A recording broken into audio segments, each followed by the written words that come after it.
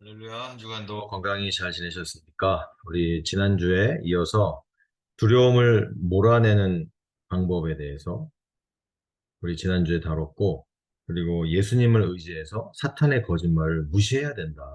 이런 말씀을 나눴었습니다. 이미 예수 그리스도께서는 사탄의 권세를 이기신 줄로 믿습니다.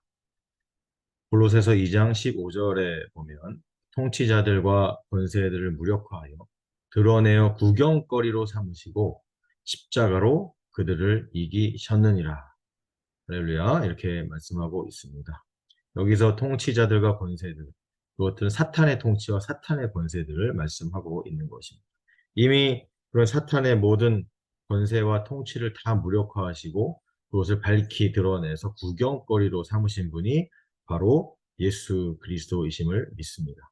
이러한 예수님을 의지하여 이런 사탄의 이런 어둠의 권세를 능히 우리는 이기는 줄로 믿습니다. 그래서 사탄의 거짓말과 두려움에서 벗어난 우리 사람들은 그럼 어떻게 예수님을 위해서 무엇을 하며 어떻게 살아가야 하는가, 그런 것들을 오늘 이제 마지막 시간으로서 함께 나눠보기를 원합니다. 그렇다면 예수님을 위해서 무엇을 해야 할 것인가? 마태복음 6장 33절에 보면 먼저 그의 나라와 그의 의를 구하라 이렇게 말씀하고 계시죠. 그래서 예수님을 위해서 우리는 하나님의 나라를 위해서 살아야 합니다. 그리고 하나님의 의를 구하는 그런 삶을 당연히 살아야겠죠. 그리고 마태복음 28장 19절에 예수님께서 승천하시기 전에 제자들에게 주신 말씀, 우리에게 주신 말씀이 있죠. 모든 족속으로 제자를 삼아 아버지와 아들과 성령의 이름으로 세례를 주고 내가 너에게 분부한 모든 것을 다 가르쳐 지키게 하라. 아멘. 결국에는 전도와 선교의 일에 열심을 다 해야 된다. 영혼 구원의 일에 우리가 열심을 다 해야 된다. 이렇게 말씀을 하고 계십니다. 기본적으로 그런 것들 우리가 삶의 목표로 살아가야 하는데, 그럼 구체적으로 그런 것들을 이루기 위해서 우리가 어떻게 살아가야 할 것인가를 생각해 본다면, 고린도후서 5장 16절을 보시면 결국에는 다른 사람들을 인간적인 기준으로 판단하거나 비난하지 말라는 말씀입니다. 빌립보서 2장 3절에도 자기보다 다른 사람을 더 겸손한 마음으로 다른 사람을 더 좋게, 더 낮게 여겨라. 이런 말씀이 있지 않습니까? 교만하지 말라는 말씀입니다. 다른 사람을 더 낮게 여기라는 말씀입니다. 인간적인 기준으로 판단을 하지 마라. 이런 말씀인 것입니다. 두 번째로는 고린도후서 5장 17절에 보면 우리는 이제 그리스도 안에서 이제 새로운 피조물이 되었다. 이렇게 말씀하시면서 이전 것은 지나갔으니 보라, 새 것이 되었도다. 즉, 이제는 과거에서 완전히 벗어난 삶을 살아야 된다는 것입니다. 내가 그동안 고통받아왔던 과거의 아픈 기억들, 상처들, 나의 실패, 과거로부터 계속 해왔던 나쁜 습관, 계속적으로 짓고 있는 나쁜 죄악들, 그런 걸로부터 벗어나야 한다. 이 말씀을 하시는 것이죠. 예수님께서는 우리가 확실히 믿어야 할 것이 뭐냐 하면 예수님께서는 나의 이러한 모든 과거의 상처와 실패와 나쁜 습관이나 죄라 이런 모든 더럽고 추악한 죄악들도 십자가상에서 함께 못 박아 주셨다는 사실을 우리는 믿어야 하는 것입니다. 우리가 여전히 예수 믿는다 하면서 여전히 과거에 얽매여서 살면 또 다시 두려움이 찾아오고 또 다시 마귀에게, 사탄 마귀에게, 귀신에게 조종받는 그런 인생을 살 수밖에 없는 것이 우리 인생입니다. 그러나 이제는 내가 예수 그리스도의 십자가의 그 이름으로, 십자가의 권세로, 예수의 이름으로 이제는 마귀에게 조종당하는 인생이 아니라 오히려 내가 마귀의 권세를 컨트롤하는 그런 인생을 살게 되는 줄로 믿으시기 바랍니다. 그리고 세 번째로는 고린도후서 5장 18절을 보면은 모든 것이 다 하나님이 주셨다는 것입니다. 모든 것. 다 하나님께서 주셨다. 그 말은 결국에는 모든 것이 다 하나님께서 주신 선물이다라는 것이죠.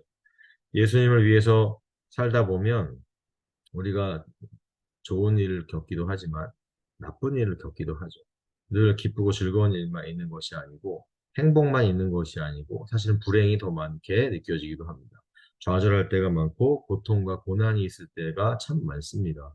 그런데 이 모든 것이 다 하나님께서 주신 선물이다라는 사실을 우리는 명심해야 하는 것입니다. 다 하나님이 주신 선물이다. 나를 위해서 주신, 나를 사랑해서 주신 하나님의 선물이다라는 사실을 인정해야 하는 것입니다. 그러면서 우리는 고통과 고난을 바라보는 관점이 바뀌어야 되는 것입니다. 그래서 하나님께서 나에게 주신 고통과 고난의 시간도 그것 또한 하나님이 나를 사랑하셔서 주시는 하나님의 선물이다라는 그런 나의 관점이 바뀌어야 되는 줄로 있기를 바랍니다. 그리고 마지막 네 번째로 우리가 예수님을 위해서 산다라고 생각하면 내가 예수님을 위해서 뭔가 많은 일을 해야 된다라고 생각할 수도 있습니다. 교회를 통해서 봉사를 많이 해야 된다. 어떤 사역을 많이 해야 된다. 이렇게 생각할 수도 있지만 그러나 예수님께서 하나님께서 원하시는 것은 내가 뭐 어떤 일을 많이 하는 것보다 더 중요한 것은 관계의 문제입니다. 먼저는 하나님과 더 깊은 관계를 가져야 됩니다. 하나님과 더 깊은 교제를 가져야 됩니다. 그리고 예수님께서 나와 하나님 사이를 화목하게 만드셨듯이 나 또한 다른 사람과 화목하게 지내는 것이 하나님의 뜻인 줄로 믿습니다. 그래서 어떤 일을 내가 주님을 위해 뭔가를 하는 것보다 화목하는 일에 더 신경을 써야 되는 것입니다. 가정에서 자녀들과 더 화목하시기 바랍니다. 여러분의 배우자, 남편과 더 화목하시고 아내와 더 화목하시기 바랍니다. 교회에서 성도들과 더 화목해야 되는 것 아니겠습니까? 예수님께서 나를 위해 죽어주심으로 나와 하나님을 화목하게 하셨기 때문에 나 또한 예수님을 본받아 다른 사람들과 내 주변에 있는 사람들과 더 화목한 삶을 살아야 하는 것입니다. 그렇게 화목한 삶을 살기 위해서는 예수님이 십자가에 돌아가셔서 화목하게 만들어 주신 것처럼 나도 죽어야 그것이 가능한 것입니다. 나도 예수님처럼 죽어야 내 주변의 관계들이 화목해집니다. 내가 죽어야 다른 사람들과 화목을 이룰 수가 있는 것입니다. 예수님을 위해서 살려면 그럼 어떻게 내가 죽어야 할까요? 바로 내 기준을 죽여야 됩니다. 내 자존심을 죽여야 합니다. 내 권리를 죽여야 합니다. 내 생각, 내 판단을 죽여야 합니다. 그런 것을 다 죽이고 버려야 그래야 비로소 예수님처럼 나도 주변 사람들을 더 화목하게 만드는 그런 복된 인생이 되는 줄로 믿으시기 바랍니다. 자, 이렇게 지난 3개월 동안 어둠에서 빛으로 우리가 사단 마귀에 눌려서 우리의 가정과 우리 자녀들이 또 우리의 모든 인간관계 혹은 내 인생이 사탄 마귀의 권세에 꽉 눌려서 살았다가 어떻게 하면 빛 되신 예수 그리스도께로 우리가 나아오고 예수 그리스도의 이름으로 우리가 어떻게 사단의 권세, 그 두려움으로부터 온전한 해방을 할 수 있는가. 그런 말씀을 지난 3개월간 매주 금요일마다 이렇게 말씀을 나눴습니다. 이제 3개월 동안의 시간을 마치면서 여러분의 가정에, 특히 여러분의 자녀, 여러분의 인생에, 여러분의 교회에 놀라운 예수 그리스도의 빛이 나타나는 귀한 경험을 하시길 예수님의 이름으로 축원드립니다. 그동안 감사하였습니다. 안녕히 계십시오.